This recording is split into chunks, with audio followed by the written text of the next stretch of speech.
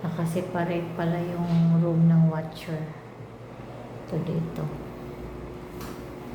Ayun siya doon sa loob. Yung cortina daw mamaya, ano yan, i-open yan.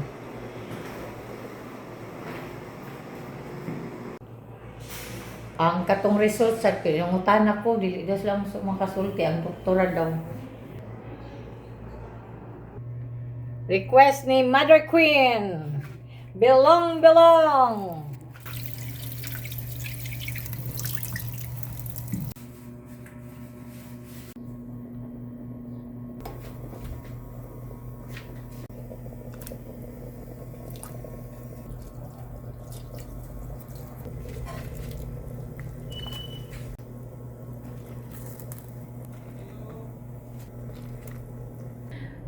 Dumating ako kaninang umaga dito ng 6. Ang bala ko talaga, ngayon pa lang ako aalis doon. Kaso naisip ko nga na si Shanley naka-absent na siya kahapon. So ayoko yung nadami yung absent naman ni Shanley. Kagabi din kasi dumating na din yung yung bunsong kapatid na babae. So meron nang makapagtao doon. Umalis ako doon mga 12:30 ng hating gabi. So, ayan. Pagod talaga.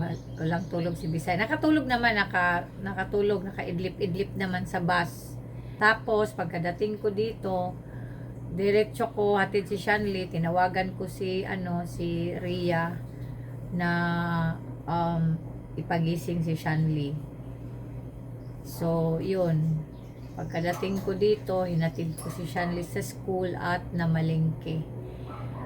Bumili na rin ako ng isda kaagad. Pumunta ako ng fish market namin kasi nung pagwala talaga ako dito, yung ulam is canned goods lang. Iniiwasan kong mag canned goods kami dito. Yung birang-bihira lang, yung parang emergency lang pag wala talagang mailuto. Ganon. So, natuwa naman ako kasi matagal na ni-request ni mama yung bilong-bilong. Kada punta ko doon, wala. Mga almost 6 months na daw yan, walang ganyan na isda. Yung parang bilog na makintab.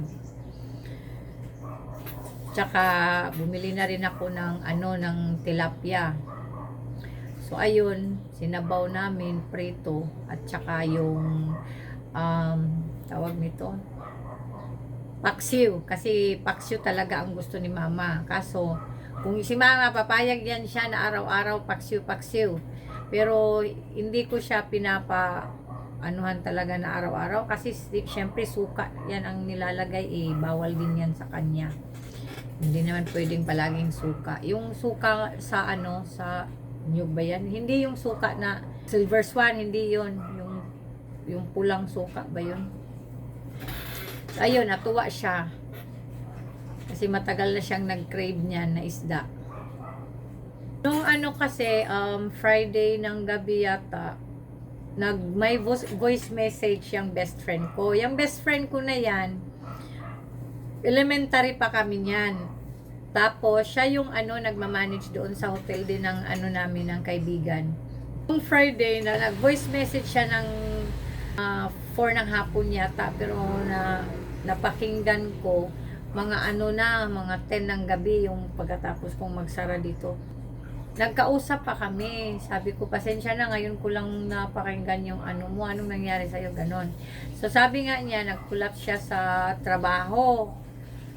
Tapos, yung kapatid niyang isa, pumunta kaagad doon. Pagkapunta, nag-usap sila na dito na nga sa Butuan kasi magre-reunion din sila, family reunion. So, dito na siya magpapa-general check-up or kung ma-admit man. Kaso, on their way na na siya doon, nag-seizure siya sa bandang Taguluan, yung saan si mama na inadmit ko, kung naalala nyo, doon siya, na-seizure siya. Ngayon, nirefer sila sa ibang hospital kasi nga wala silang ICU doon at kailangan niyang ma-ICU. So yun, pagka uwi ka agad ni Ria galing ng off, pumunta na ako. Punta ako doon. Nung pagkadating ko, nakakausap ko pa siya. Tsaka kita ko talaga sa mukha niya, ang saya niya nung makita niya ako. Nag-joke-joke pa ako sa kanya. Nag-uusap pa kami. Ngayon, nung kahapon, sa umaga rin, parang okay pa siya. Minamassage ko pa nga yung paa niya dito. Pero before ko naman siya minasahe, nagpaalam ako sa nurse kung okay lang ba. Kung okay lang ba na masahin ko yung paa niya. Sabi ng nurse, oo, pero soft lang. Kaya ayun, masahe ko yun. Ngayon, mga naobserbahan ko kasi may mga kaibigan din kaming nagbisita sa kanya. Parang hindi na siya nasagot. Pagkatapos, yung kinausap ko talaga at ng nurse, yung tatanungin ko anong pangalan ko, yung bubuka na lang yung niya, bibig, pero wala kang maintindihan, parang gano'n na lang. So yun, kinausap namin yung nurse kung bakit ganyan, bakit naging worse, imbis na naka-ICU na siya. So, ang sabi naman ng doktor, nung dumating yung doktor doon, may blood clot siya, diba? Kasi siya, heart attack at saka stroke. May blood clot siya sa brain niya. Yun pala, yung blood clot na yun, namaga rin siya. So, kailangan pa daw yung muna, yung parang kunin muna yung maga, tsaka para ma-check at tingnan kung ano ba talaga. So, yun, ngayon, itong araw na to, MRI siya. Basta nung pag-alis ko kagabi, lang siya, yung nakapikit mata, at saka yung parang hirap, hindi na niya maangat maangat itong sa kanan. Alam nyo, nasabi ko talaga na grabe talaga yung natin, yung buhay. Hindi natin malalaman kung ano ba talagang mangyari. Parang kailan lang na, ayun nga, pag naisip ko lang ba, nung tiningnan ko siya, pag tayo yung nakahiga na sa bed ng gano'n, parang yung lahat wala na. Parang wala nang kwenta ang lahat, yung pag nakahiga ka na doon. Sabi ko na, kailangan talaga natin, alagaan natin yung sarili natin. Kasi hindi madali yung ganun. Naka-ICU ka, pagkatapos syempre yung pamilya mo, may kanya-kanya na rin silang pamilya, at saka yung sa pagbabantay, lalo na sa pera. Yun nga, yung nandoon ako nakabantay doon. Kasi, yung kapatid niyang isa na nakabantay doon ng 2 days nung sumundo din sa kanya, is sakitin din yon. Kaya inisip ko, kaya talaga ako pumunta, sumugod na ako doon. Kasi naalala ko, sinabi sa akin ng friend ko na yung kapatid nga nilang yan is sakitin. Marami din yun siyang maintenance. So, ayun, sabi ko sa kanya, uwi ka muna, pahinga ka, ako na muna dito. So, ayun nga, nakapagpahinga siya. At nung ako doon, may niresita yung gamot, pagkadami-dami. Alam mo, yung gamot lang yun, good for 1 day lang is 15K na. At saka yung ICU pala, na-shock talaga ako. Per day is 65K. Naawa talaga ako sa kanila kasi ka-admit lang din ng mama nila like 2 weeks ago. Kalalabas lang ng hospital, inoperahan din yon. So as in, yung hindi rin yung financial nila, as in, na ano na rin doon, nagamit ba? So, sabi ko nga talaga, bawal talagang magkasakit. Kaya, alagaan talaga natin yung sarili natin kasi hindi madali. Naawa ako sa kanila at humingi ako ng tulong sa batchmate namin. Thanks God at ang daming tumulong. Financial, may bumisita rin doon. At laking pasalamat ko sa mga taong mga tumulong.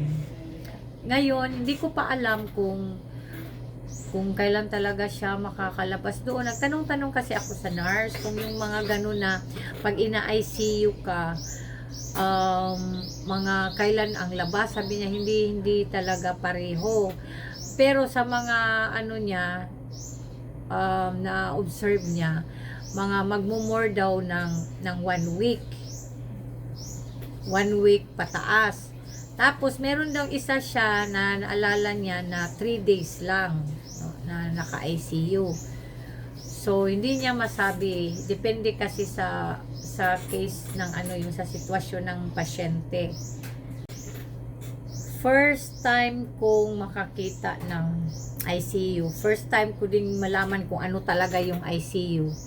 Sinearch ko pa sa Google. Palagi ko lang yan naririnig eh. Naririnig ko ba siya na naka-ICU siya, pero hindi ko pinagka-interesan ano yung ICU na yan. So, yun, nalaman ko na kung ano yung naka-ICU na mga pasyente, yung mga critical na pala sila yun, mostly yung nai-stroke,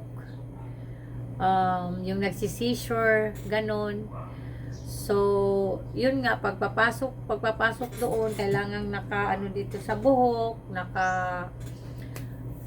mask, at saka yung apron ba yun ang tawag nun, yung lab gown pala, nakaganon, at saka kailangan din yung sapatos mo, palitan ng tsinelas nila doon. At yung watcher is yung pinakita ko sa inyo na hiwalay pero may glass.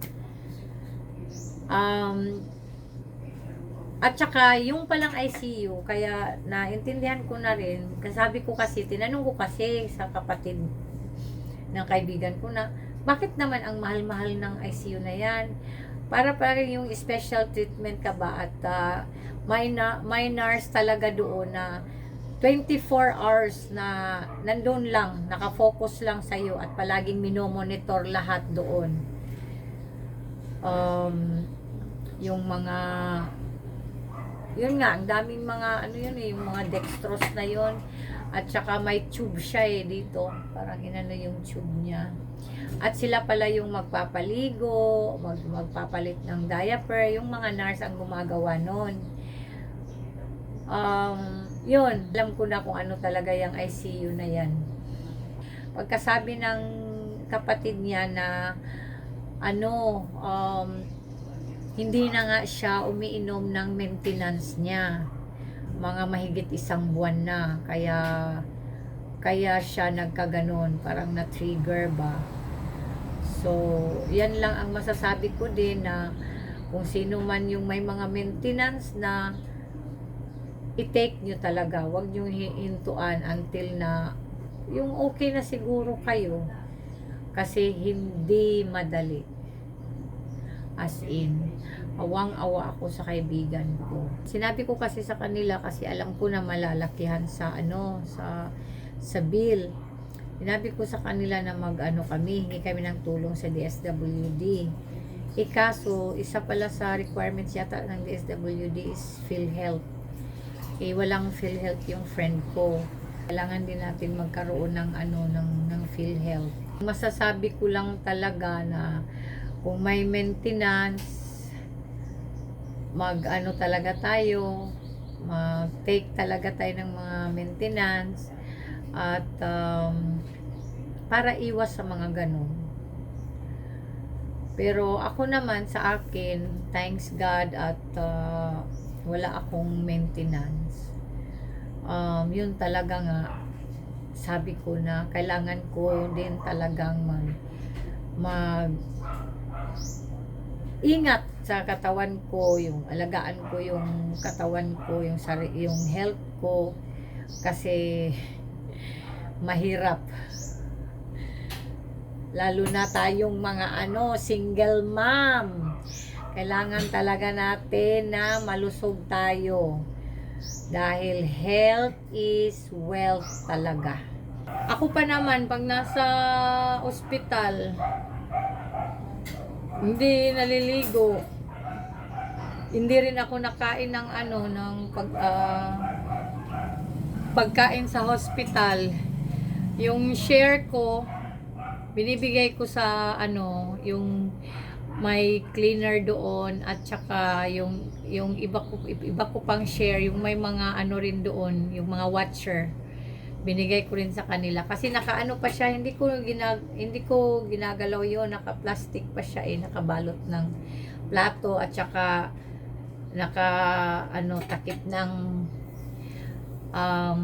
transparent na cellophane. Doon pa naman sa yung family room, ako lang doon mag-isa. Sus, ang lamig pa ng aircon, hindi ko na ma-adjustan. Buti na lang tong kaibigan ko, isa kong kaibigan, dinalhan ako doon ng kumot at saka unan, dahil sobrang lamig talaga. Kaya doon si Bisaya, walang paligo, kaya pagdating ko kanina hindi ko naghakbat lang din ako, kasi syempre yung tulog ko din ba hindi naman ako nakatulog ng maayos. At gusto ko rin kasi talagang magbiyahe sa sa gabi or madaling araw, kasi parang yung daan dire-diretso, madali lang, walang traffic, walang init. Kaya ang masasabi ko lang talaga, alam nyo kung pag yung mga ganun, sa nakita ko nga sa kaibigan ko, ang dami kong na-recall, ang dami kong naisip, at saka sabi ko talaga na kailangan talaga nating magdasal sa araw-araw, kailangan nating mag-ingat din sa mga kinakain natin. We really have to take care of ourselves. Kasi pag tayo nagkasakit at nakahiga na, walang nakakatulong sa atin kundi sarili lang talaga natin. Gusto ko sanang hilingin sa inyo yung prayer ninyo para sa kaibigan ko. Maraming salamat sa inyong lahat sa pagsubaybay niyo sa channel namin. I love you all from the bottom of my heart. Mwah!